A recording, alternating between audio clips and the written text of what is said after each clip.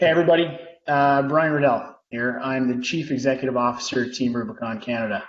And we're going to talk for the next 30 minutes about Team Rubicon Canada and our operations, what we've been up to. This will be a great opportunity for us to be able to engage with you. Very much looking forward to this. I think the only thing that would be better from my perspective is to be able to be in person with all of you. But as we know, with this new normal right now, that's not the best course for us right now.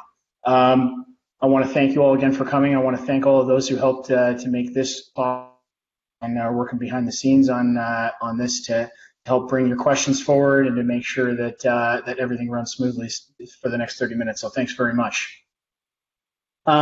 Before I get into it, I just want to talk a little bit about the why from my perspective. You know, I think in this day and age, I think that if you're going to follow an organization, you're going to be a part of an organization's cause and its purpose. I think you need to know who's leading the organization. You need to be able to trust that person. You need to know who's in that role. So I just want to start a little bit about me and why I joined this organization.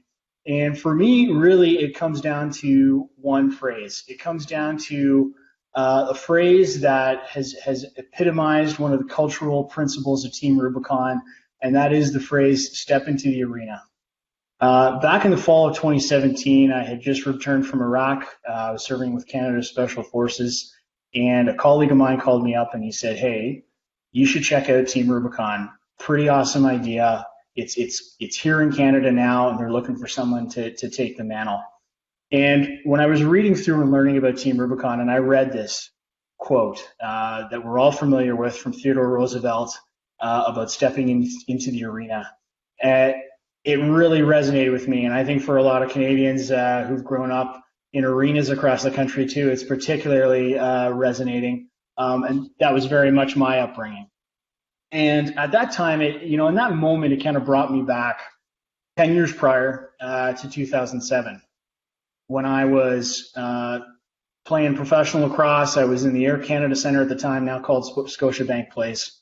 And, I was running out onto the floor for the first time to take a face-off in the middle of a crowd of 16,000 fans.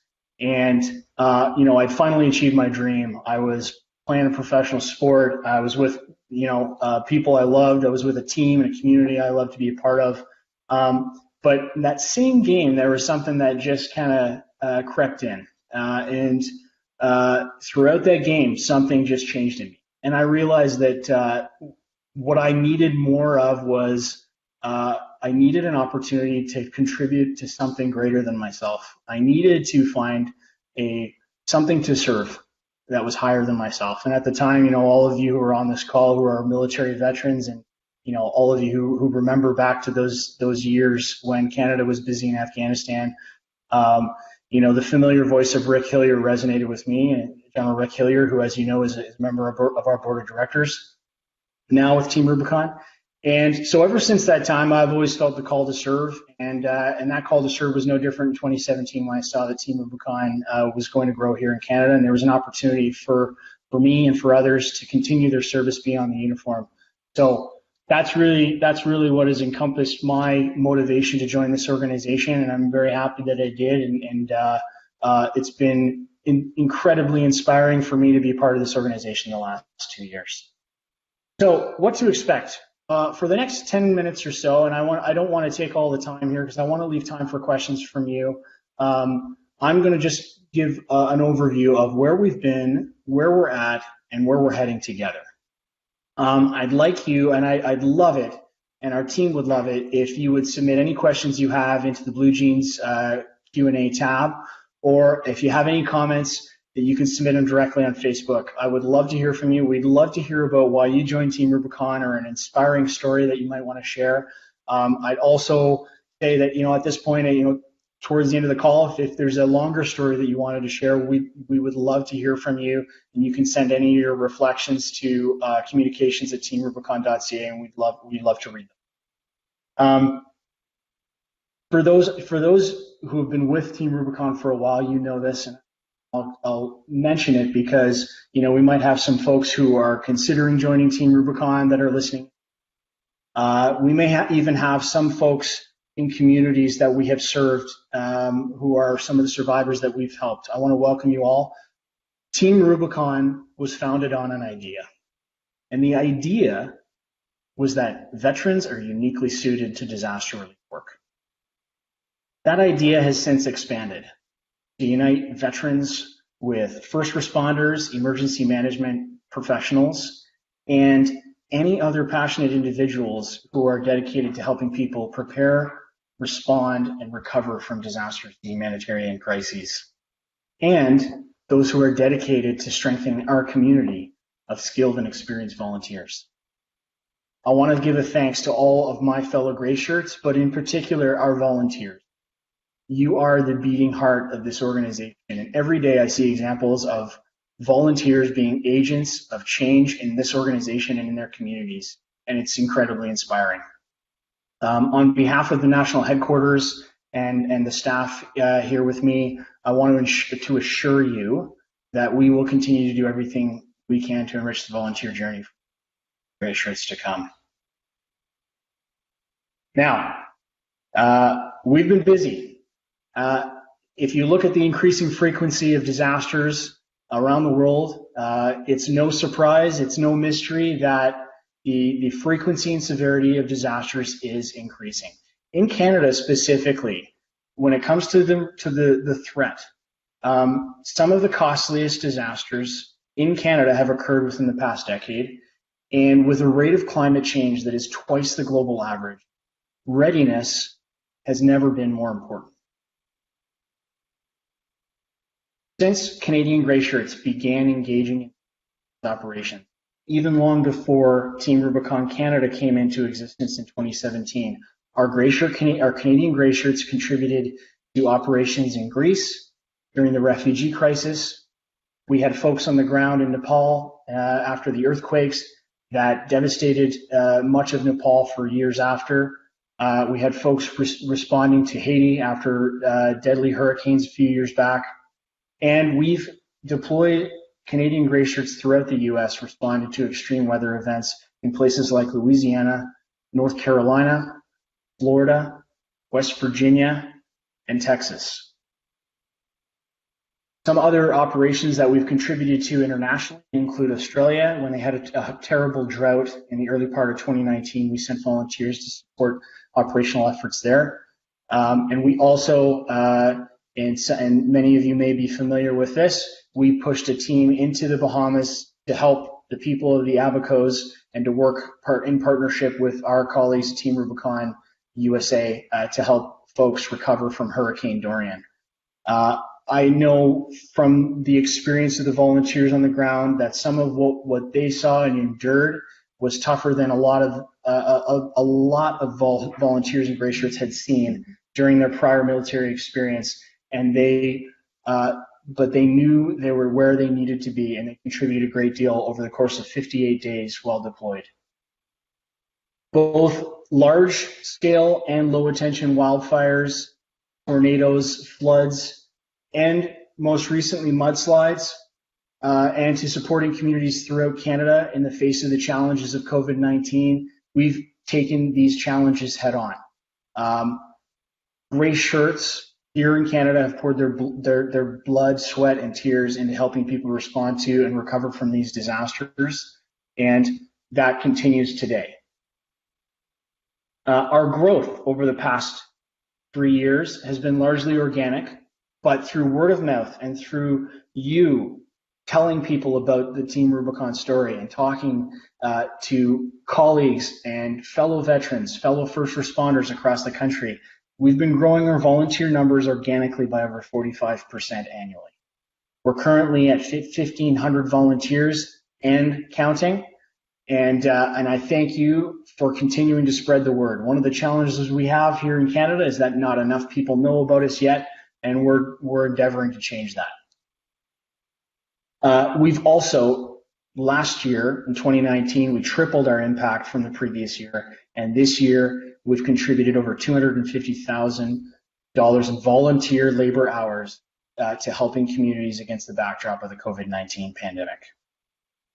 We've refined our strategy for growth in Canada.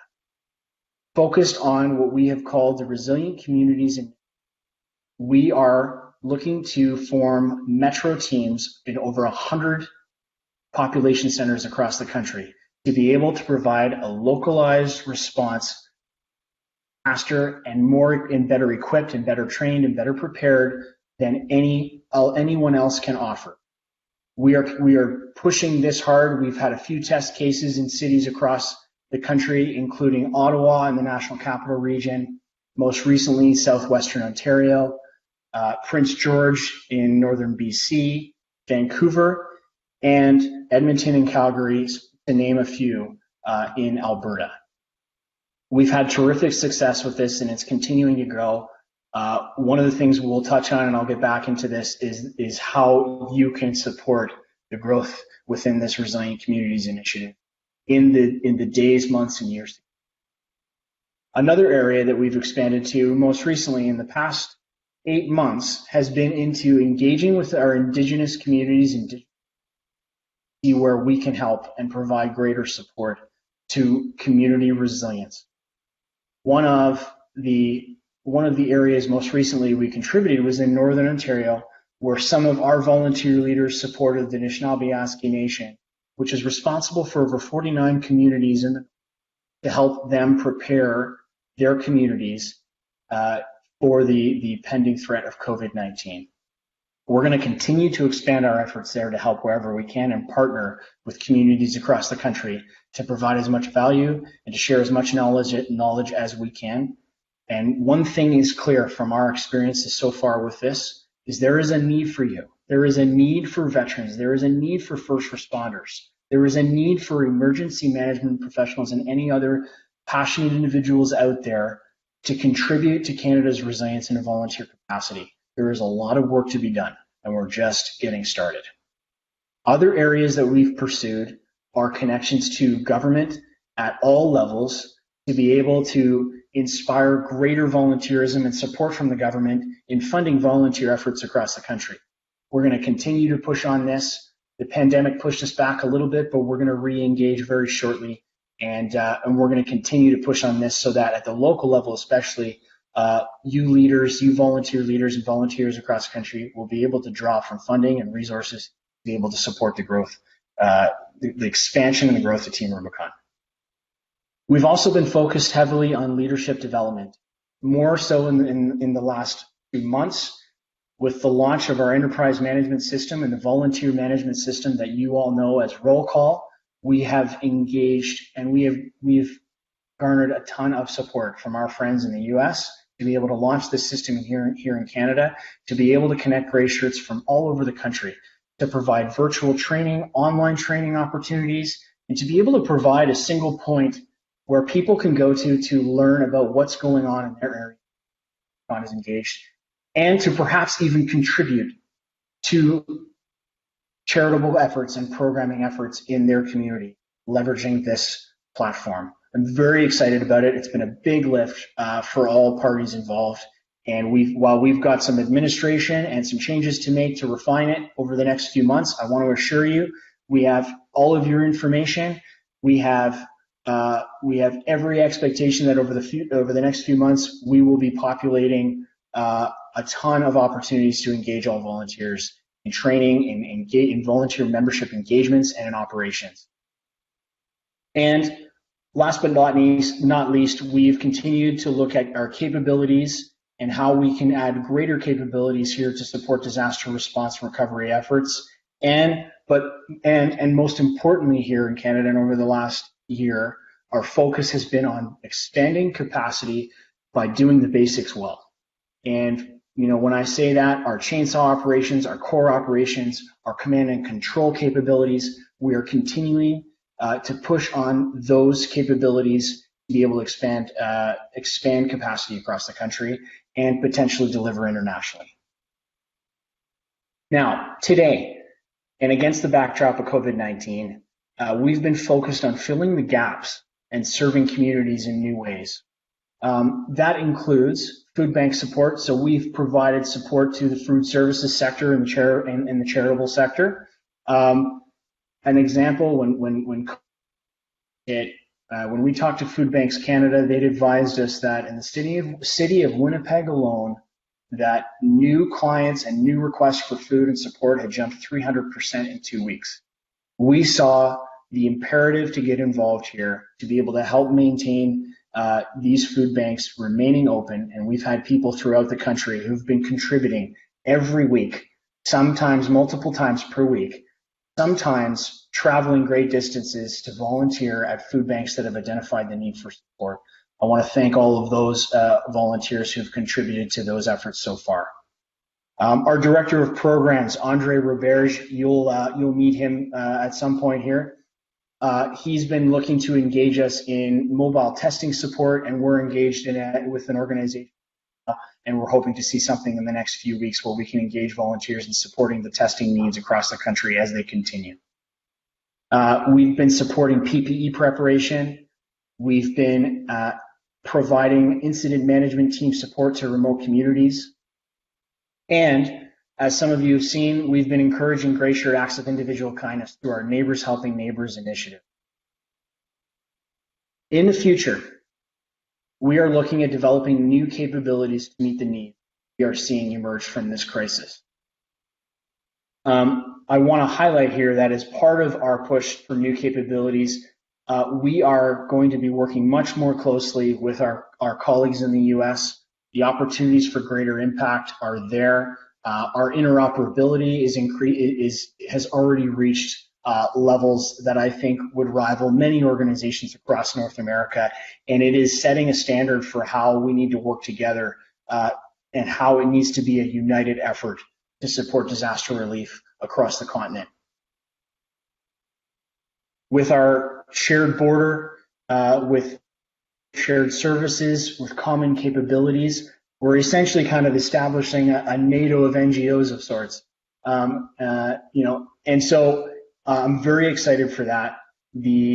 Again, the enterprise management system through roll call, our access to information, we'll have Canadians that are on the border with the US will be able to see events that are happening just south of the border. We are going to continue to look at ways that we can ease the information flow so that volunteers understand and can see where they can get engaged. Also, in addition to this, one of the things that's coming soon is Team Rubicon USA has been gracious enough to provide us an opportunity to submit Canadian candidates for the Clay Hunt Fellowship Program.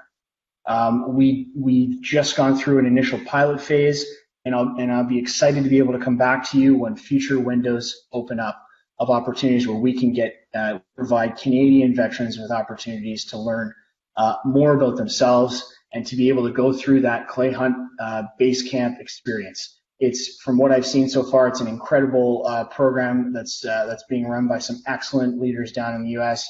and there's a lot to be gained from that for our veteran community. Now, at this point, I'm going to try to keep this short. We've got 10 minutes left. I want to open up the floor to questions. I'm going to hand it over to Andre Roberge, and we can perhaps fill in some gaps and answer some questions that you might have. Andre, over to you. Thanks, Brian. Good evening, everyone, and welcome to the Q&A portion of tonight's live event. As Brian mentioned, my name is Andre Roberge. I'm the Director of Programming and Field Ops for Team Rubicon Canada. Thanks to all those of you who submitted questions live in the chat and to those who submitted questions beforehand via email. First question, Brian, comes to you from Larissa Murray, who asks, how do you plan to conduct training in this current environment? Thanks for your questions. Great question. And sorry, Brian, the sun is on the camera and it's blinding you. Is it? Yes, sorry. I'll just pull this. I'll just adjust it quickly. Sorry. How are we doing now? Good to go. Good? Thanks, Andre. Yeah, it's an excellent question. When we saw the COVID-19 pandemic hit, that presented a challenge that Andre and I think a lot about. And when we realized that the need for virtual and online training opportunities was that much greater, we reached out to our friends in the US and we said, hey, can we get this roll call up and running sooner and faster. And they honestly, they put the afterburners on getting this program opened up and this portal opened up for Canadians to be able to do that online and virtual training. We're going to continue trying to develop ways that we can bring more on-site training into the virtual and online space. There has been some progress in this regard. Full transparency, one of the examples of the challenges we faced was with respect to the mental health first aid program as an example. This is a program that is run and managed by the Mental Health Commission of Canada.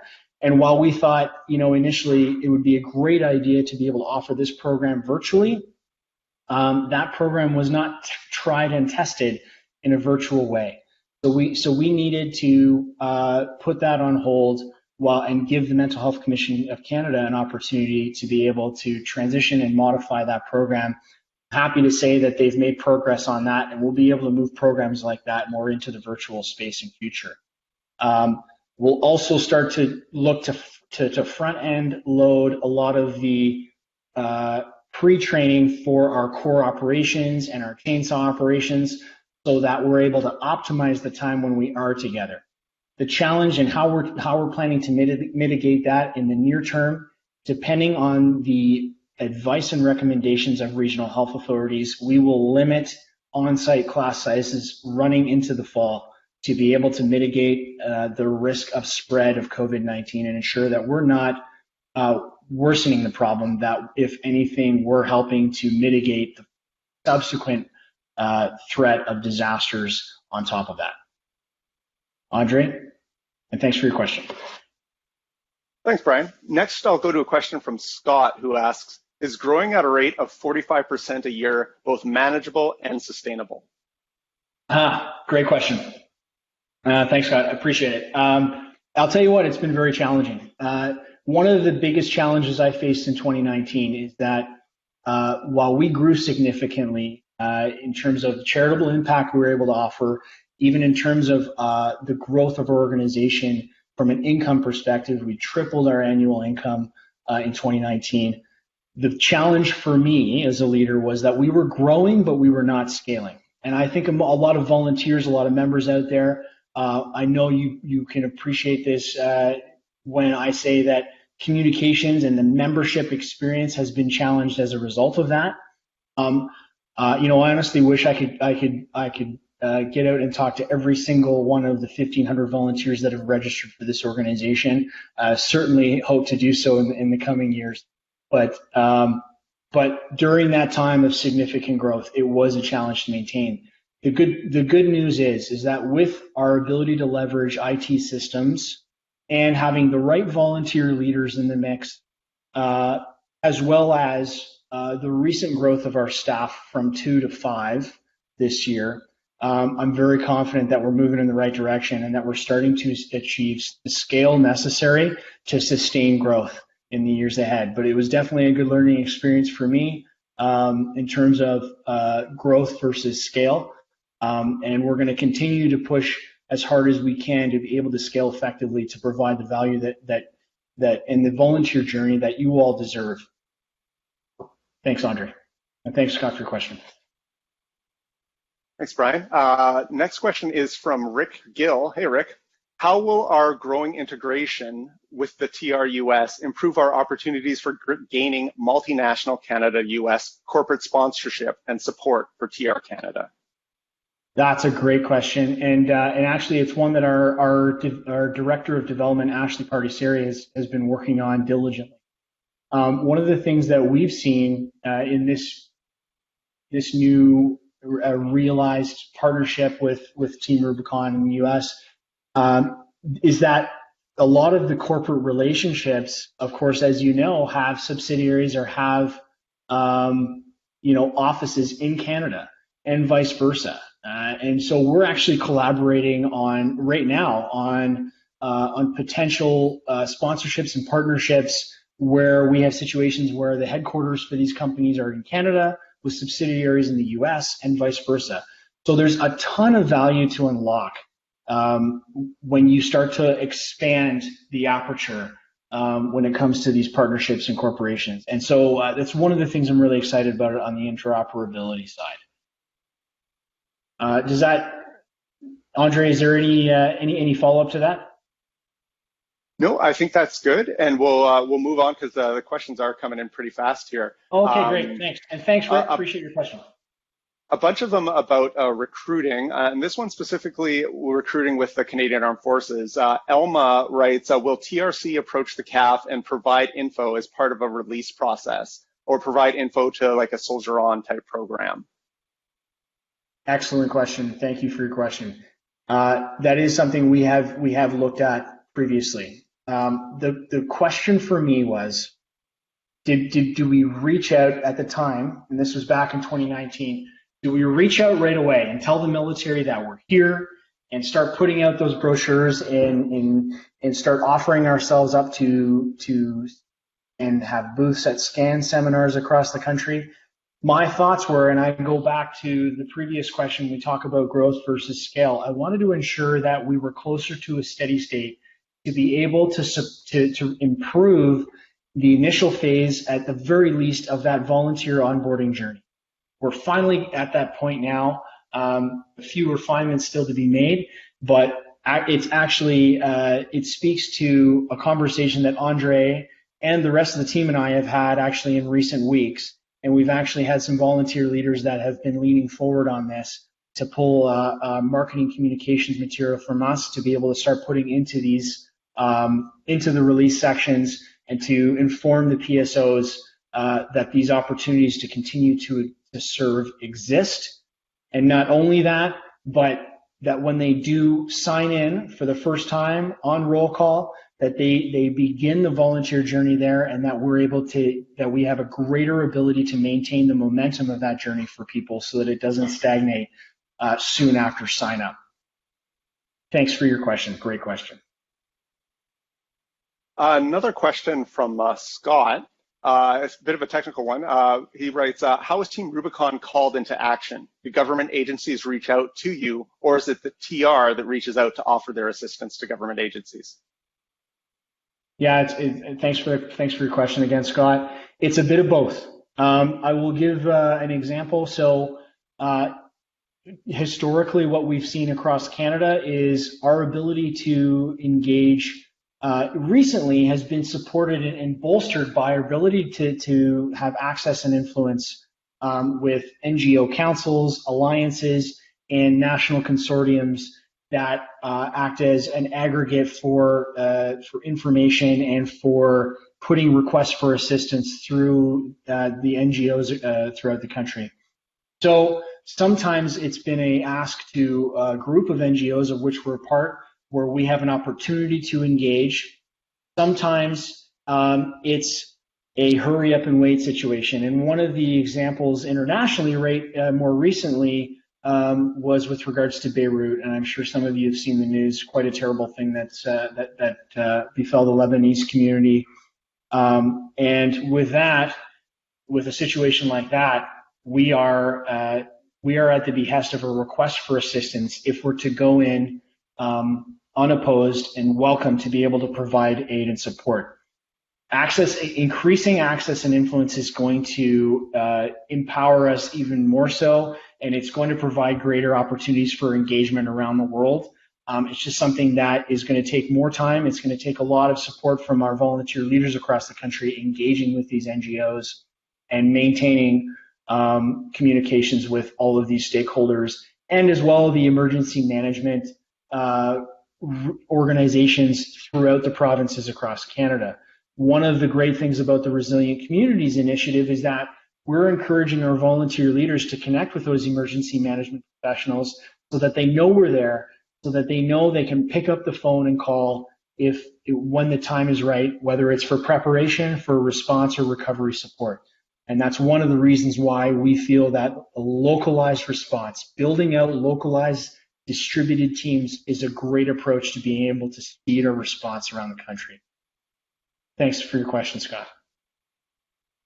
Bryan, you mentioned Lebanon, and there's a bunch of questions in the chat, so I'll just kind of do my best to sum it up here and just simply ask, would TRC deploy internationally with all the COVID-19 restrictions and issues and problems that are currently going on? Yes. The answer is yes.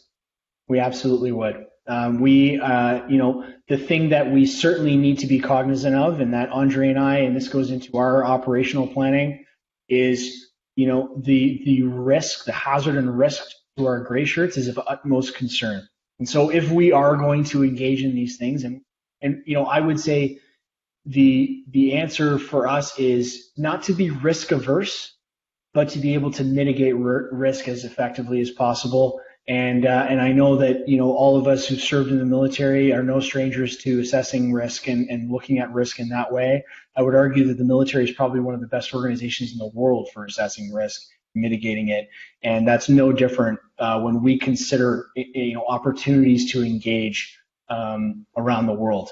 As I say to the team here, COVID-19 and, disasters will not wait for us to have adapted.